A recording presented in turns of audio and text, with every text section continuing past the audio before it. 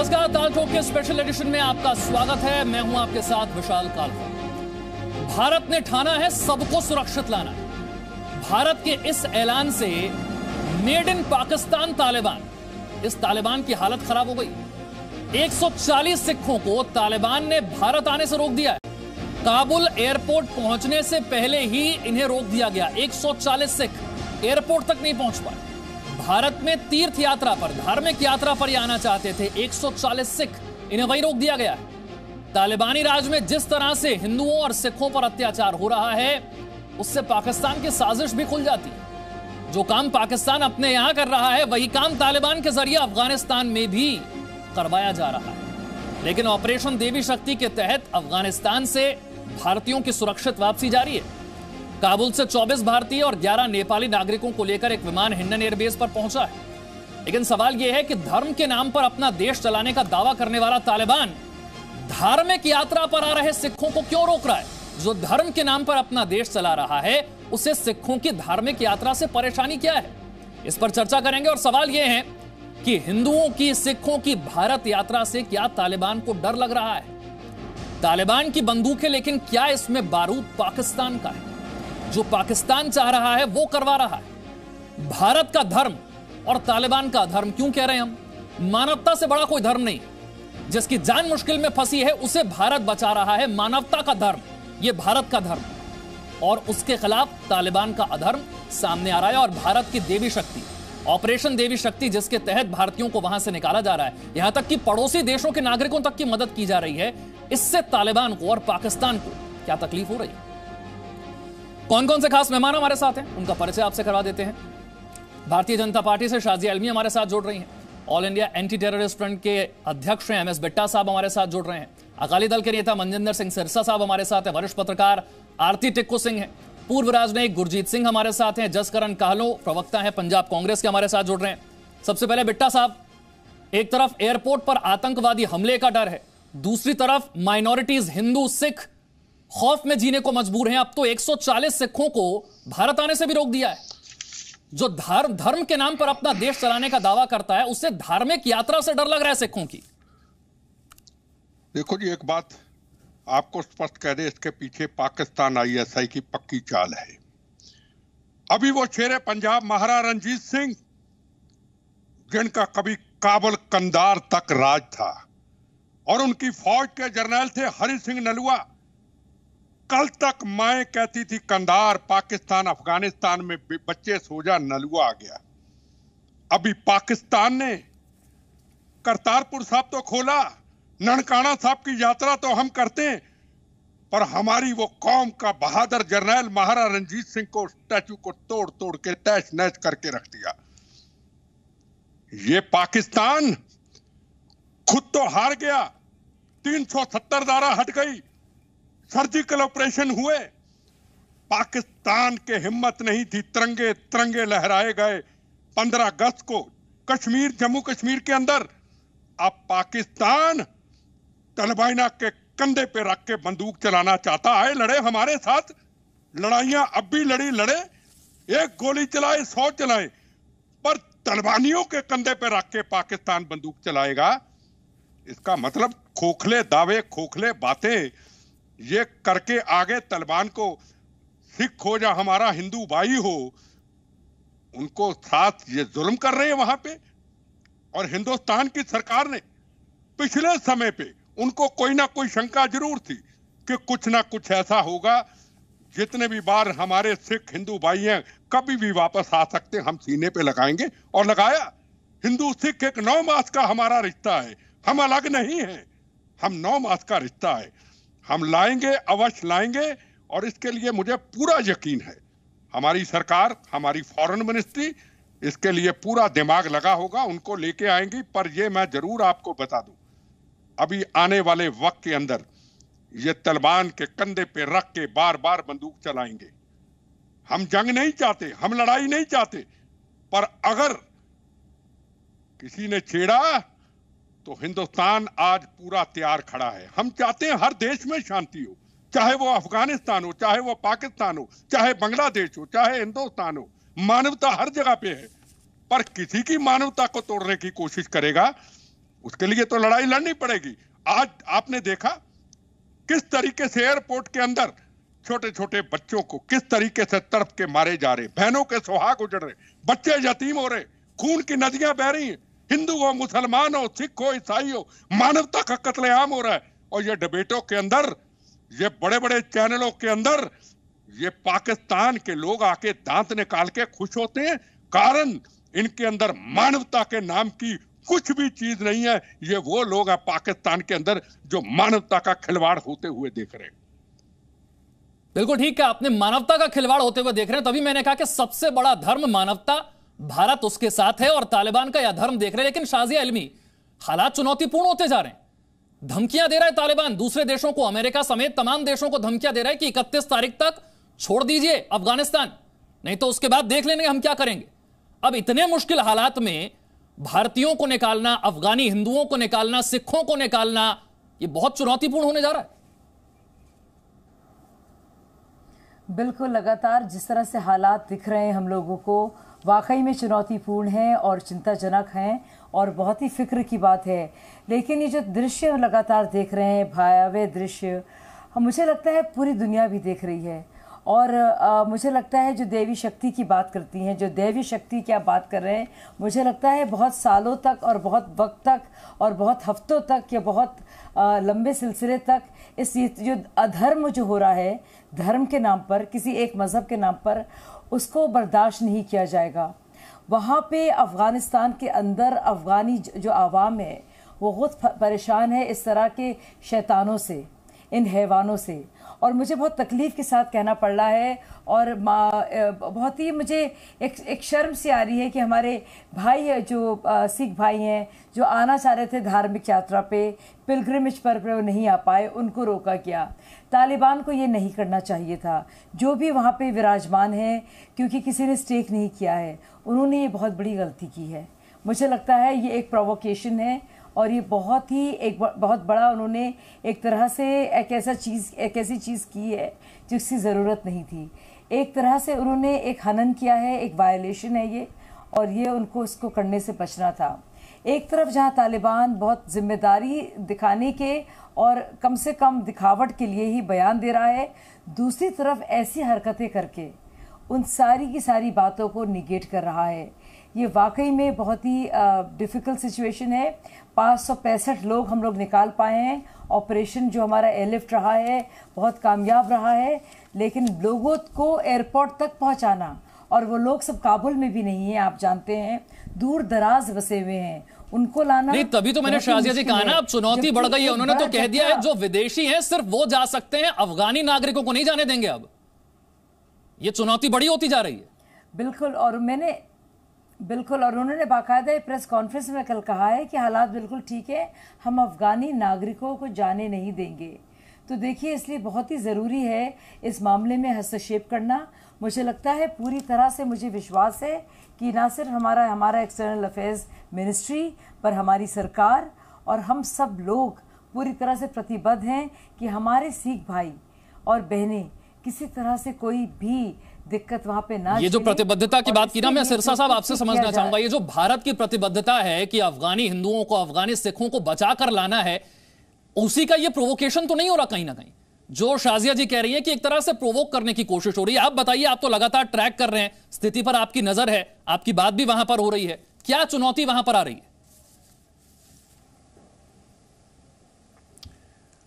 देखिए, कल का वाक्य है, कल परसों रात को ये तय हो गया था कि 160-70 जो भी लोग हैं ये लास्ट होंगे, और जो भी आना चाहते हैं, इन लोगों ने ये कहा कि ये तो गुरु तेग बहादुर साहिब जी के जो शताब्दी है उसके लिए दर्शन करने आना ही चाहते हैं। तो सरकार के यहाँ से बातचीत करके तो कल सुबह का समा तय हुआ और वहाँ पे इंडियन एयरफोर्स का जहाज़ भी लैंड कर गया।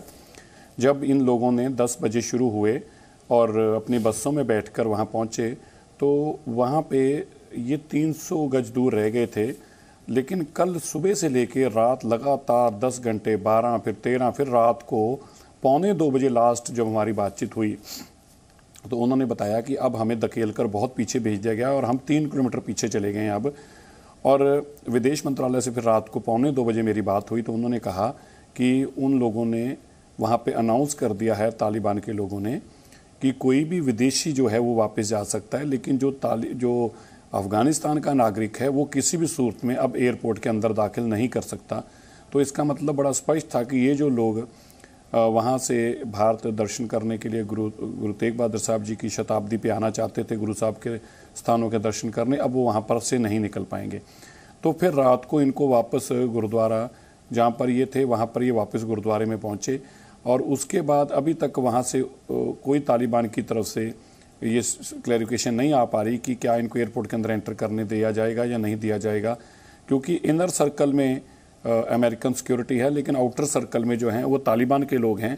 जब तक तालिबान के लोग उस इनर सर्कल से अंदर तक नहीं जाने देते तब तक अमेरिकन आर्मी भी कुछ नहीं कर सकती। इसलिए अब इन लोगों का जो सारे का सारा मसला है वो आधार में लटक गया है, और अब तालिबान आगे क्या फैसला लेगा अब सब कुछ उसके ऊपर निर्भर करता है। देखिए, तालिबान पर सब कुछ निर्भर करता है। अब यहाँ पे अमेरिकी फौज के हाथ में कुछ नहीं है, जैसा सिरसा साहब कह रहे हैं। यही तो चुनौती है। आरती टिक्कू सिंह, जिस बात की शुरुआत बिट्टा साहब ने की पाकिस्तान की, मैं वही आगे बढ़ा रहा हूं। जो कुछ यहां पर हो रहा है इस समय अफगानिस्तान में, पाकिस्तान का रोल क्या हम सब जानते हैं। तकलीफ तो पाकिस्तान को भी हो रही होगी, क्योंकि जिस तरीके से सिखों को भड़काया था भारत के खिलाफ, आज जब जान बचाने की बारी आई है तो काम तो भारत ही आ रहा है, एजेंडा पंक्चर हो रहा है। बिल्कुल, देखिए इसमें दो बातें हैं। एक तो ये कि तालिबान से कोई भी एक्सपेक्टेशन नहीं होनी चाहिए कि वो बराबर का दर्जा किसी और रिलीजियस कम्युनिटी को देंगे शरिया के अंडर। शरिया के अंडर माइनॉरिटीज के राइट्स है ही नहीं। वो रिलीजन का राइट हो या किसी और चीज का राइट हो, वो है ही नहीं। तो इसलिए कोई एक्सपेक्टेशन नहीं रखनी चाहिए थी कि सिखों के या कि हिंदू जो रह रहे हैं अफगानिस्तान में, उनके रिलीजियस राइट्स को वो कोई मान्यता देंगे। दूसरी बात ये देखिए कि वो कह रहे हैं कि अफगानिस्तान के जो सिटीजन्स हैं उनको नहीं जाने देंगे। क्यों नहीं जाने देंगे? देखिए, सिर्फ माइनॉरिटीज की बात नहीं है। कई सारी औरतें, कई सारे अफगानिस्तान जो पश्तू लोग हैं वो अफगानिस्तान से बाहर निकलना चाहते हैं, वो छोड़ना चाहते हैं अफगानिस्तान को, क्योंकि उनको तालिबान मंजूर नहीं है। दूसरा, उनको ये भी पता है कि शरिया के अंडर उन लोगों के साथ बहुत ज्यादतियां होंगी, तो इसलिए इनको नहीं जाने दे रहे, क्योंकि इनको विश्वास नहीं होता इन लोगों पे, क्योंकि इनको लग रहा है कि ये बाहर के मुल्कों में जाएंगे और तालिबान के खिलाफ शायद कोई मुहिम चलाएंगे। तो दूसरी बात ये। तीसरी बात ये है कि पाकिस्तान ने हमेशा जो पंजाब के, अपने पंजाब के लोग हैं या पंजाबी सिख है, उनको हमेशा भारत के खिलाफ किसी ना किसी तरीके से वो इस्तेमाल करने की कोशिश में लगे रहते हैं। जैसे उन्होंने खालिस्तान का जो प्रोजेक्ट शुरू किया 80s में, तो वो अभी भी उनके माइंड में है। तालिबान पाकिस्तान आर्मी का एक प्रोजेक्ट है, तालिबान कुछ नहीं है, पाकिस्तान आर्मी का एक प्रॉक्सी ग्रुप है। तो उनको ये लोग भी चाहिए सैक्रिफाइस करने के लिए। देखिए, सिख्स पे जितने अटैक्स हुए अफगानिस्तान में कुछ टाइम से, वो किसने करवाए? कहा गया कि आईसिस ने करवाए, लेकिन आईसिस कौन है अफगानिस्तान में? आईसिस तालिबान के ही लोग हैं जिन्होंने तालिबान को छोड़ा और आईसिस ज्वाइन किया, क्योंकि उनको शरिया से भी बढ़कर कुछ चाहिए, शरिया से भी ज्यादा एक रेडिकल जो इस्लाम है वो चाहिए। तो सिखों को मरवाना, सिखों को सैक्रिफाइस करवाना और सिखों को हिंदुस्तान के खिलाफ करना, ये पाकिस्तान का हमेशा से एजेंडा रहा है, और वही एजेंडा वो अभी भी चलाएंगे। पाकिस्तान में भी और अफगानिस्तान में भी सिखों की बलि देंगे आईसिस और तालिबान। ठीक, जो बात आप कह रहे हैं उसमें बिट्टा जी कुछ जोड़ना चाह रहे हैं। ठीक है बिट्टा साहब। देखो, सिरसा साहब तो काफी सालों से इस काम में बड़ा आगे रहते हैं, मदद करते हैं, संपर्क में रहते हैं, दिल से करते हैं सिरसा साहब। पर जो मेरी अभी बहन बता रही थी, पाकिस्तान और खालिस्तान की बात कर रहे थे। अभी पंजाब के अंदर एक जसवीर सिंह रोटे नाम का पुराना टेररिस्ट, उसका बेटा पकड़ा गया, टिफिन बम पकड़े गए, हथियार पकड़े गए, ड्रोन के जरिए कितना सामान अटारी बॉर्डर पे पकड़ा गया। अब पंजाब के जो टेररिस्ट जिन्होंने पंजाब के अंदर कत्लेआम किया, बेगुनाहों का खून किया, 36,000 बेगुनाहों का खून किया, परमजीत सिंह पंजवाड़, वदावा सिंह बब्बर पाकिस्तान की बगल में बैठे। इनको पूछना चाहूंगा, इस चैनल के जरिए अगर देखते होंगे ये खतरनाक आतंकवादी, इनकी ऐसी की तैसी, जब महाराजा रणजीत सिंह का स्टैचू शेरे पंजाब सिख कौम का बहादुर जर्नल, उसको तोड़ दिया गया। कहां थे आप? ये सिख है, ये सिख कौम के गदार है, कौम पे कलंक लगाते हैं। सबसे बड़ा सवाल, अफगानिस्तान के अंदर कुछ समय पहले 25 बेगुनाह सिख मेरे भाई माओ के सामने, बेटियों के सामने, बाप के सामने एक दूसरे का, गुरु ग्रंथ साहब विराजमान है वहां पे हमारे, उनका कत्लेआम कर दिया गया, खून की नदियां बहा दी गई। क्या वहां रहेंगे हमारे सिख या हिंदू समाज के लोग? वहां पे रहेंगे? क्या पाकिस्तान में सुरक्षित हैं? क्या अफगानिस्तान में सुरक्षित हैं? क्या उन कत्लेआम जो गुरु ग्रंथ साहब विराजमान के सामने गोलियां चलाई गई, क्या उनका को अभी तक पता चला कौन रहेगा वहां पे? इसलिए सेंट्रल गवर्नमेंट को इन हालातों को देख के किसी भी तरीके से, हिंदू हो या सिख भाई हो, जब कोई अफगानी भी हो जो हिंदुस्तान से प्रेम करता है, हिंदुस्तान ने हमेशा उनका साथ दिया है, हमेशा। आज वहां के जो राष्ट्रपति जिनको फांसी पे चढ़ाया गया, आज उनकी पत्नी हिंदुस्तान में, उनको सरकारी कोठी है, उसके जेड प्लस सुरक्षा है, उनका ध्यान रखते हैं। आज सरकार को इस मुद्दे के ऊपर बड़ा सीरियस होके, सिरसा साहब हैं, जिम्मेदार लोग हैं, ऐसे जिम्मेदार जो हैं उनसे बात करें। पंजाब में जथेदार साहब हैं अकाल तख्त के, उनसे बात करें, एक मीटिंग बुला के इसकी चर्चा हो। ऐसा ना हो कि वक्त गुजर जाए और कोई बहुत बड़ा हादसा हो जाए। बड़ी बात आपने कही है यहां पर कि वक्त गुजर जाए, कोई हादसा हो जाए, ये नहीं होना चाहिए। फॉर्मर डिप्लोमेट है गुरजीत सिंह साहब, विकल्प क्या है भारत सरकार के पास, जब खुल के कह चुका है तालिबान कि विदेशी जा सकते हैं, अफगान नागरिकों को नहीं जाने देंगे? अब विकल्प क्या बचता है?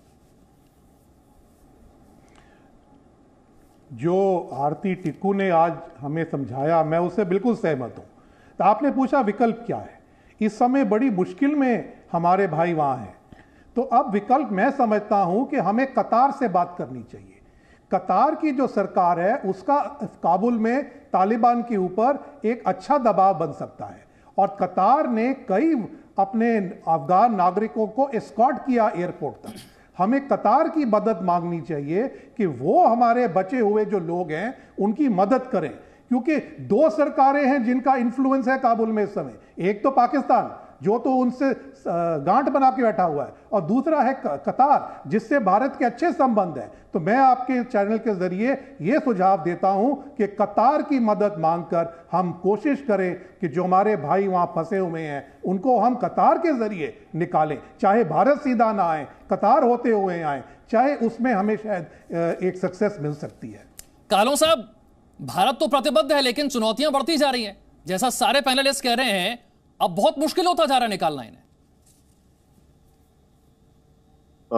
जी कालरा जी, बहुत ही निंदनीय है ये बात कि जो चाहे वो अफगान के नागरिक हैं, लेकिन है तो वहां माइनॉरिटी, अगर उनको भारत आना था, अगर उनको यहाँ धार्मिक कार्यक्रम में शामिल होना था, उनको आने से रोका गया है। ये बहुत एक बड़ा, मैं समझता हूं कि ये एक किसी भी किसी के भी जो ह्यूमन राइट हैं उनका भी हनन है, और किसी के धार्मिक राइट्स का भी एक जो हनन जो है वो, वैसे तो तालिबान जब आ गया शब्द तो शायद वहां अधिकारों की कोई बात की गुंजाइश रह ही नहीं जाती, लेकिन फिर भी कहीं ना कहीं इस तरीके से उनको रोका जाना ये बहुत निंदनीय है। और क्योंकि भारत ने जब से देश आजाद हुआ है या उससे पहले एक बहुत बड़ी हमेशा मानवता की बात की है, और विशेष रूप में जो सिख कम्युनिटी है ये तो जानी ही मानवता के लिए जाती है।